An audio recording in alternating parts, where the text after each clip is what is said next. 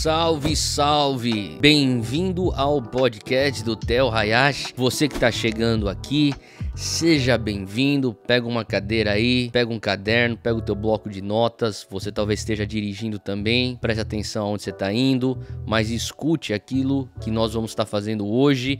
E você que já é parte do nosso podcast, que bom que você está de volta. E como de praxe, eu vou pedir para você fazer tua inscrição na plataforma onde você está recebendo esse conteúdo. Você que tem sido abençoado por aquilo que a gente tem dividido por aqui, você que tem sido encorajado, você pode me encorajar distribuindo isso para um máximo de pessoas que você conhece, que precisam dessas verdades que a gente tem exposta aqui no nosso podcast. Talvez seja nesse podcast de hoje, talvez você vai lá e veja a lista dos nossos outros episódios, são outros podcasts, mas espalhe a mensagem. E você espalhando esse amor pra galera, você também está nos abençoando aqui, porque ajuda também a gente entender o princípio que mais abençoado é dar do que receber. Então hoje, sem mais delongas, eu quero dividir algo com você que é algo que eu considero muito importante. Eu quero falar sobre despertamento espiritual. É isso mesmo, despertamento espiritual. Por quê? Porque uma pessoa morta não consegue fazer a diferença. E você não vai ser inspirado e ser liderado por alguém que, por mais que esteja vivo aqui na Terra, age como se estivesse morto. Quando eu penso sobre a necessidade de um despertamento espiritual, eu fico pensando sobre aquela série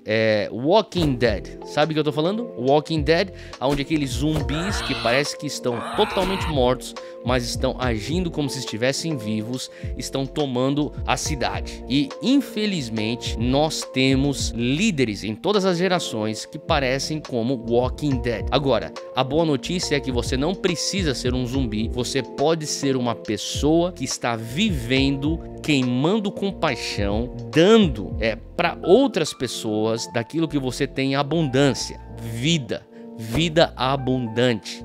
Então hoje eu quero falar sobre despertamento espiritual, você permanecer no primeiro amor, você ter uma paixão por aquilo que você faz, de tal maneira que não parece nem que é um trabalho, nada mais é do que um cumprimento de missão de vida. E é isso que deveria ser no teu coração. Agora, Jesus fala sobre despertamento espiritual. E eu vou começar hoje lendo um texto de Apocalipse. Isso mesmo, Apocalipse capítulo 3. E como você já sabe, existem lá as 7 cartas às igrejas de Apocalipse. E eu estou falando aqui sobre a carta para a igreja em Sardes. E Sardes era uma cidade, e eu vou trazer um pouquinho também de contexto para essa carta, mas eu já quero pular já no texto.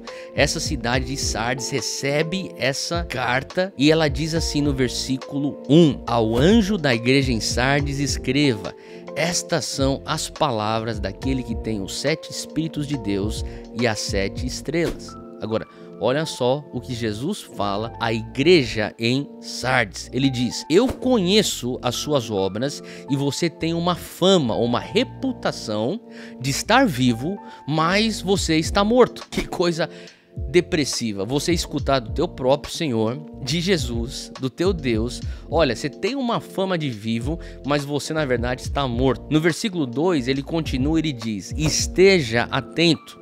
Tem uma versão que diz: desperte.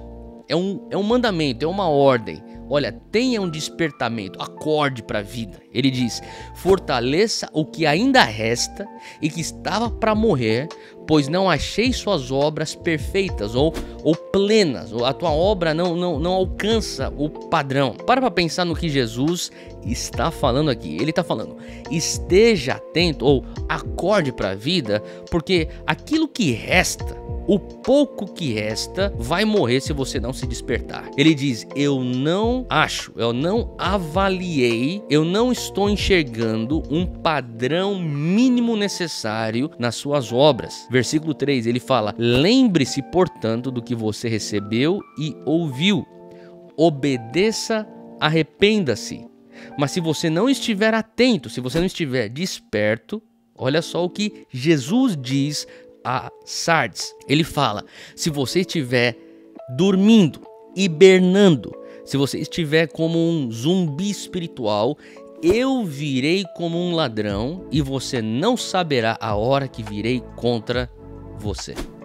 Agora, por que Jesus está falando dessa maneira com a igreja de Sardes? Bom, obviamente, a igreja de Sardes era uma igreja que entrou numa hibernação espiritual. Então, essa igreja praticamente se tornou um museu. Infelizmente, muitas igrejas começam como um movimento e depois elas conquistam grandes coisas, se tornam um monumento, mas infelizmente o próximo ciclo para muitas é de museu. Uma igreja que começa em movimento, levanta monumentos e se torna um museu. E essa igreja se tornou um museu. Essa igreja estava vivendo de aparências, sabe? Era como se você entrasse no museu e você começa a ver tantas obras antigas em exposição. Era essa igreja. Tinha obras antigas que eram expostas, mas não haviam obras novas. Essa igreja vivia de maneirismos antigos, maneirismos da época de vida, mas internamente essa igreja estava morrendo. Agora, Jesus, ele traz palavras duras para essa igreja. Ele diz assim que a igreja de Sardes, ele está dizendo, você tem uma aparência de algo, mas a realidade é outra. Você tem multidões aí nos teus cultos, mas você não tem discípulos. Eu não te chamei para fazer multidões, eu te chamei para fazer discípulos. Você tem joio em meio do teu trigo. E tem certas vezes, para você saber a diferença, você vai ter que simplesmente deixar o tempo fazer o que o tempo faz. E os membros dessa igreja de Sardes, eles não estavam vigiando. Esses membros de Sardes, eles não estavam alertas. E por isso que no versículo 2 ele diz, esteja atento, desperte, fique esperto. Num português bem corriqueiro, ele está falando, olha, fica esperto, porque você é um crente super espiritual na internet. Você tem vídeos de lacração, você tem textão, você escreve, você diz, você filma, você chorando no culto, mas você nem lembra a última vez que você abriu a Bíblia. Você nem lembra a última vez que você entrou em jejum. Você não lembra nem a última vez que você ficou secretamente no teu quartinho de oração, estirado debaixo da presença e da glória de Deus, simplesmente chorando e adorando a Deus. Você está expondo algo que você não vive no teu particular. Então, a pergunta que quando eu leio esse texto fica dentro de mim e não se cala é: como é que você consegue manter uma reputação de um crente vivo quando na verdade você é um crente morto? Porque Sardes tinha essa reputação de uma igreja que era viva, mas Jesus, com seu olhar raio-x, ele olha lá dentro e fala: não, você está morto. Ele está dizendo, você tem fama de estar vivo, mas no fundo você está morto, portanto fica esperto. Como é que um crente consegue parecer vivo quando você na verdade está morto? Agora, eu pergunto isso porque quando eu vejo coisas mortas, elas parecem mortas. Por exemplo, se você está andando na rua e você está na estrada, ou você talvez está numa avenida mais movimentada e você vê então um cachorro que foi atropelado. Como é que parece o cachorro que está atropelado? Ou como é que ele se aparenta? Ele aparenta morto, certo? Quando você infelizmente vê um crime, se você infelizmente teve essa infelicidade de ver um crime, a pessoa que foi baleada, tá lá estirada no chão, ela parece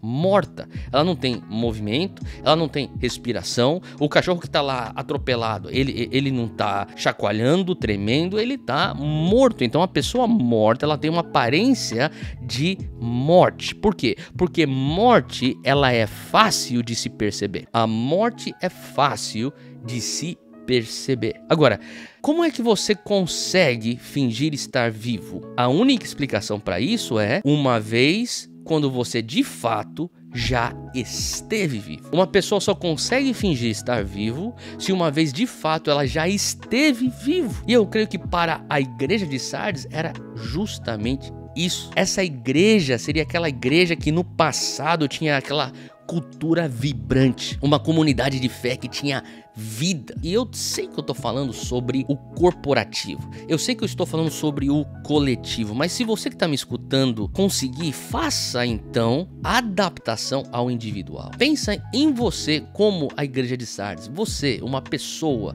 um indivíduo, sabe? Um indivíduo cristão que finge estar vivo quando no fundo está morto, é porque uma vez ele já esteve vivo. E assim como a igreja de Sardes, uma vez ele já teve vibrações, vida, um coração espiritual pulsante, sangue correndo em suas veias, o sangue de Cristo dentro de si, pulsante, vivo, trazendo energia, renovando esperança. A igreja de Sardes era aquela igreja que tinha uma cultura de busca pela presença de Deus. Eles queriam a presença de Deus, eles tinham um amor pela palavra de Deus. Era uma igreja que buscava por avivamento, que essa busca por avivamento, esse compromisso com a palavra, essa obsessão magnífica pela presença, talvez resultou-se na igreja de Sardes em cultos incríveis, de 3 horas, de 4 horas, de 5 horas, de vigílias que varavam a noite e ninguém percebia que já estavam lá há 10 horas naquela vigília.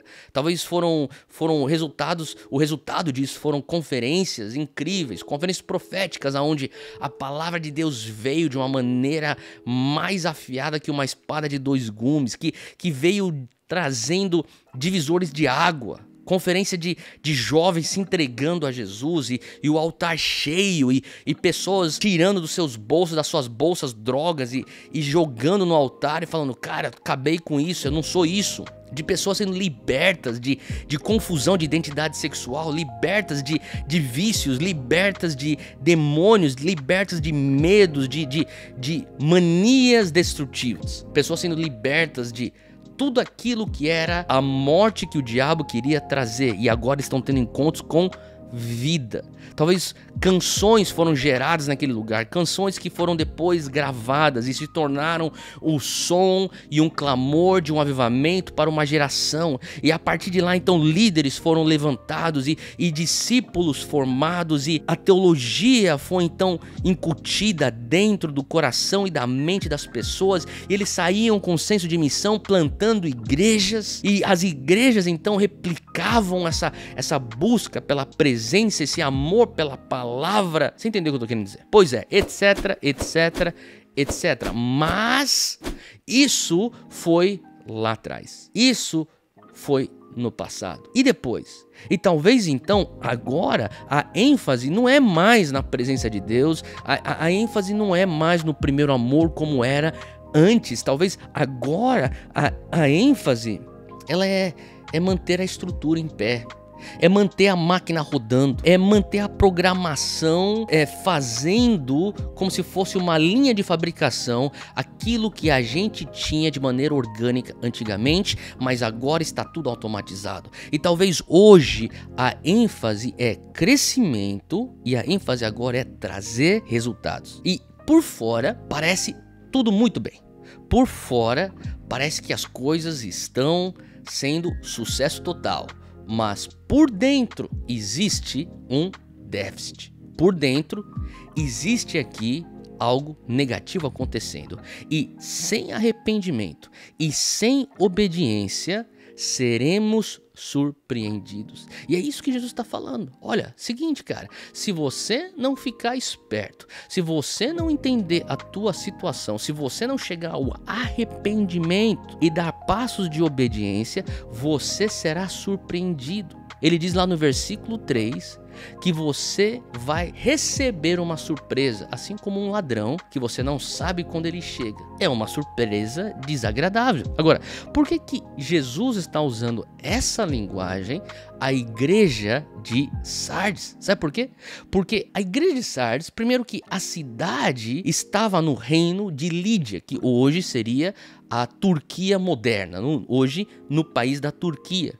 A igreja de Sardes, naquele lugar, era uma das cidades mais antigas, era uma das cidades com os muros mais robustos, com muralhas gigantescas que protegiam a cidade de Sardes, e também era uma cidade muito próspera. Na verdade, essa cidade de Sardes, ela era a capital do rico reino, ou do reino próspero, de Lídia. E mesmo assim, com todas aquelas muralhas e com toda essa proteção militar que a igreja de Sardes tinha, era conhecido a história de que por 2 vezes, com toda aquela muralha gigantesca que ela tinha, Sardes foi atacada por exércitos que conseguiram escalar as muralhas e surpreendê-los. Talvez dentro das muralhas, a igreja de Sardes, assim como toda a cidade de Sardes, era muito confiante. Nós vivemos num lugar muito estável, nós vivemos numa cidade muito bem protegida, nós estamos numa situação extremamente confortável.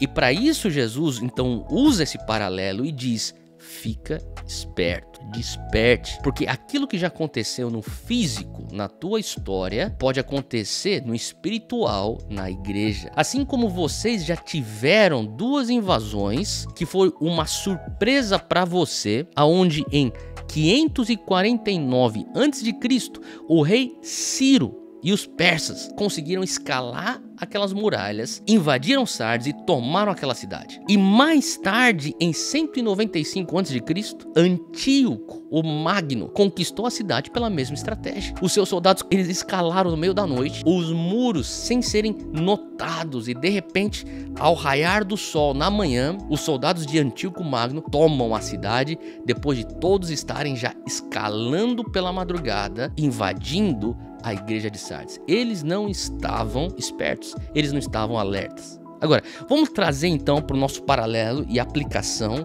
do nosso dia a dia. Então, como é que uma pessoa morre espiritualmente? Eu quero trazer aqui para você 3 razões.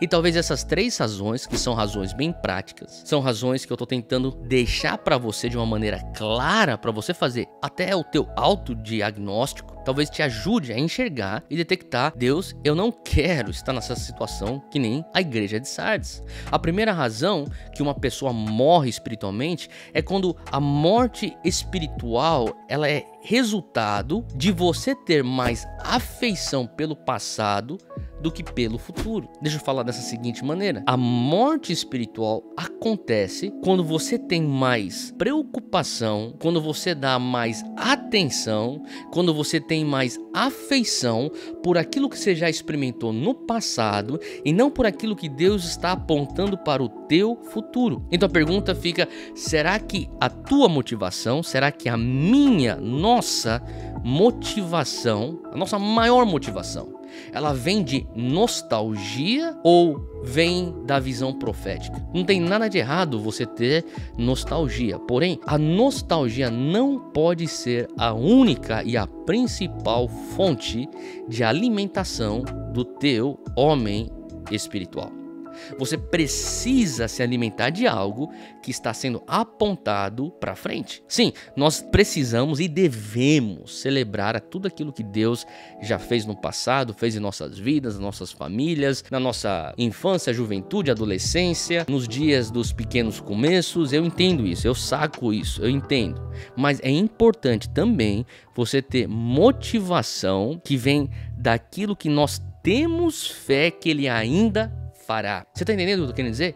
É uma motivação que olha para frente. E as misericórdias de Deus, a palavra fala, elas se renovam a cada manhã. E Ele está nos chamando como igreja a andar com Ele em novidade de vida. Estou querendo dizer que Deus tem uma coisa nova para você. Se você se apegar demais ao velho, você vai começar a experimentar morte. Razão número 2 é que a morte espiritual, ela acontece quando você passa despendendo mais energia e se preocupando em construir uma reputação mais do que você despender energia em construir o teu caráter cristão. Eu sei, soa até um pouco duro que eu tô falando, mas é tão importante porque quando nos preocupamos mais em como é que nós somos percebidos pelos outros do que como que Deus realmente nos enxerga, sabe, a tendência disso, especialmente na época da era digital que vivemos é você viver de aparências. Então você vai postar, você vai mostrar, você vai pôr na vitrine, seja a tua vitrine digital, a tua vitrine, a tua vida com pessoas ao teu redor. Você vai tentar expressar e demonstrar algo que não é a realidade interna. Você está mais preocupado em construir a tua reputação do que construir o teu caráter cristão. E a pessoa que vive de aparência na temporada, escuta o que eu tô te falando, a pessoa que vive de aparência na temporada de bênção, na temporada de fartura, na temporada de colheita, ela vai ostentar. Agora, a pessoa que vive de aparência na temporada de escassez, ela esconde e ela finge. Deixa eu repetir. A pessoa que vive de aparência na temporada de fartura vai ostentar. E a pessoa que vive de aparência na temporada de escassez vai se esconder e vai fingir. Vai viver de aparências, vai viver uma mentira muitas vezes. E o problema dessa estratégia é que mais cedo ou mais tarde a máscara vai cair. E você não consegue para sempre se esconder por trás do teu perfil de redes sociais. E eu não sei se você percebe a frequência de pastores e celebridades que estão caindo. Eles estão caindo porque foi construído toda uma imagem ao redor para o público que não era a verdade do particular. E que Deus tenha misericórdia de mim, e que Deus tenha misericórdia de você, e que nós venhamos de maneira sustentável viver de dentro para fora. O que está lá dentro, entenda isso, eventualmente com as pressões da vida, com o tempo, o que está lá dentro virá à superfície. Agora, a terceira razão que uma pessoa pode morrer espiritualmente é quando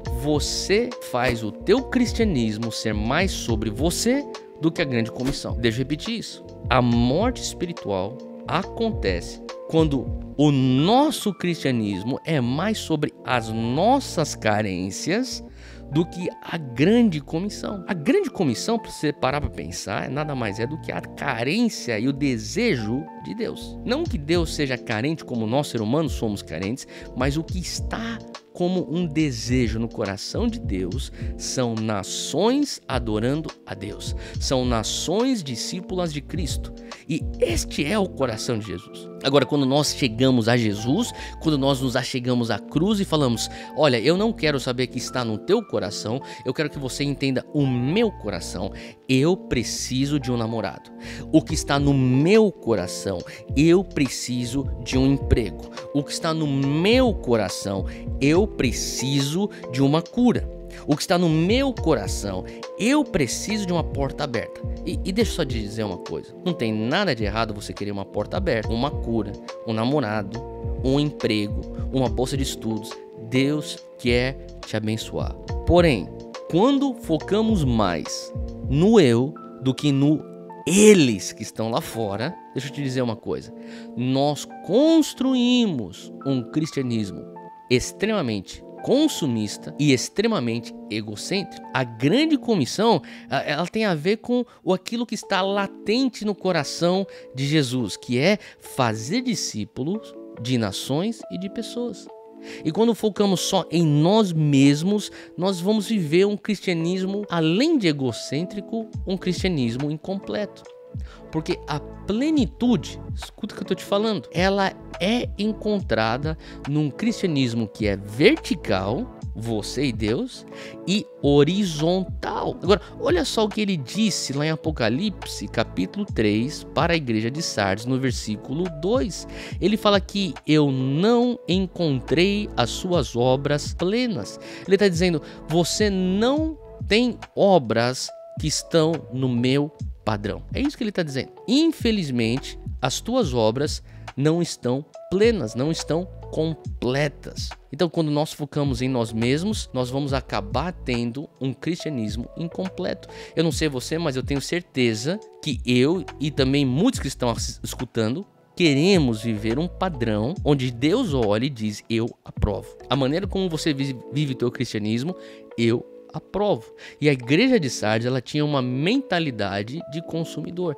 E o que Deus aprova é um crente ou um cristão, uma cristã que tem uma mentalidade de contribuinte, provedor, produtor, cooperador, servo, sacrificial. Isso eles não tinham. Então você pergunta, Theo, como é que então eu vou realmente viver esse despertamento? Eu já entendi os sinais de como eu posso detectar e discernir essa morte espiritual, mas quais são as chaves para eu realmente me despertar espiritualmente? Eu diria a primeira coisa é você focar nos memoriais e nas promessas. Você precisa desenvolver essa gratidão por aquilo que Deus já fez no passado, mas ao mesmo tempo você precisa alimentar a esperança com as promessas daquilo que Ele fará no futuro. Em 2 Pedro 3,9 diz: o Senhor não demora em cumprir a sua promessa, como julgam alguns. Ao contrário, Ele é paciente com vocês, não querendo que ninguém pereça, mas que todos cheguem ao arrependimento.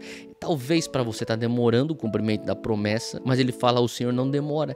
Ele tem prometido algo para você, em breve será cumprido. Alimente a tua esperança. Esperança mantém teu coração aceso. Ao mesmo tempo, em Provérbios 22, versículo 28, ele diz: não mude de lugar os antigos marcadores de divisas estabelecidos pelas gerações anteriores. Agora, o que significa esse versículo? Significa que em gerações anteriores, ou no passado, ele já te trouxe conquistas e territórios. Ele fala: não se esqueça daquilo que Deus já fez para as gerações anteriores. Então você precisa focar nos memoriais, mas também você precisa olhar para as promessas. E eu termino com isso. Uma segunda chave é você manter a tua chama acesa. E Paulo fala para Timóteo, ele diz: eu torno a lembrar-lhe que mantenha viva a chama do dom de Deus que está em você mediante a imposição das minhas mãos. Paulo incutiu dentro de Timóteo, através da imposição de mãos, um dom de Deus. Ele fala: você agora recebeu de Deus pela graça, mas através da tua fidelidade, mantenha ela acesa. Tem muita gente que já recebeu algo de Deus, mas você não sente aquilo que você recebeu quando você recebeu. E o que você precisa entender é que no recebimento você recebe de graça, mas a manutenção, ela é resultado da tua fidelidade. Então talvez você estabelecendo coisas como oração diária, leitura diária da palavra, oração em línguas que edifica teu homem interior, essas disciplinas espirituais, elas vão manter a tua chama acesa, porque no final de tudo, você como um cristão desperto vai levar vida. Que Deus nos proteja de termos a aparência de vida e uma realidade de morte interna. Eu oro e eu torço, e por isso que eu gravo isso, pedindo para que a nossa geração venha a ser maior por dentro do que por fora. Que nós não venhamos seguir os exemplos da igreja de Sardes, mas que nós venhamos realmente estar vivendo aquilo que pregamos de uma maneira viva, apaixonada e protegendo o primeiro amor. Realmente desperto ou desperta espiritualmente. Deus te abençoe e até a próxima.